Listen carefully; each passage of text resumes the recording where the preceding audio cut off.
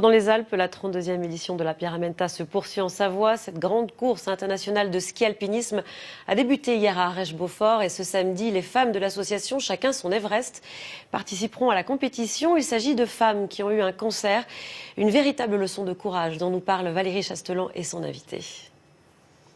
Bonjour Pauline, je me trouve devant l'aire d'arrivée à mesure que les coureurs arrivent. Alors je suis dans cette belle ambiance avec Laurence qui fait partie de l'association À Chacun son Everest. Bonjour Laurence.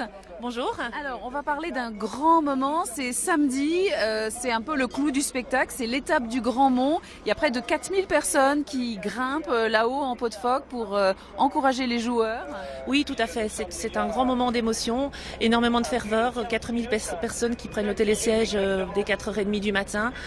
C'est très émouvant. Puis bon, ça nous tient à cœur d'aller encourager les sportifs là-haut. Alors, qu'est-ce qui va se passer samedi? Il y a une cordée de femmes faisant partie de l'association À Chacun son Everest qui va faire cette montée en pot de phoque. Voilà, tout à fait. Alors, nous ne faisons pas vraiment partie de l'association.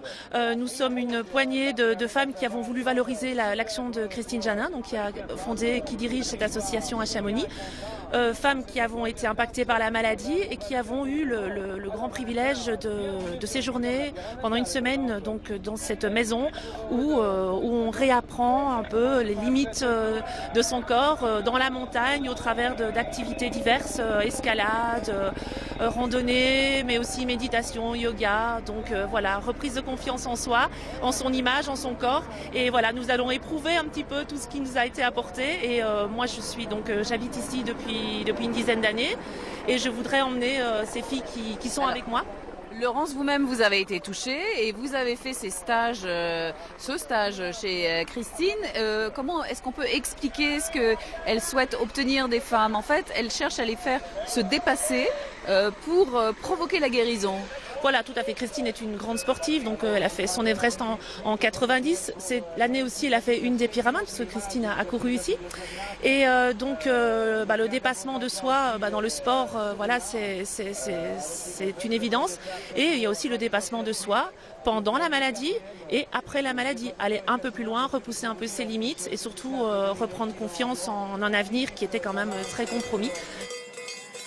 Je pense que ça va être déjà un très bon moment de partir du plateau du Puvis tout ensemble et de toute façon on arrivera là-haut tout ensemble, ça c'est évident.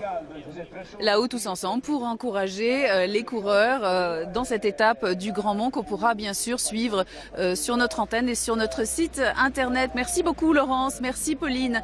Voilà ce qu'on pouvait dire aujourd'hui à la Pyramenta à Arèche-Beaufort face à cette très très belle montagne. Merci Valérie, merci à votre invité. J'ajoute qu'aujourd'hui, c'est bien la deuxième étape de la Pyramenta à Arèche-Beaufort. Pourquoi les dinosaures sont-ils devenus des géants à Grenoble? C'est le secret que des scientifiques tentent de percer. Ils viennent pour cela de scanner une collection de fossiles très rares venus tout droit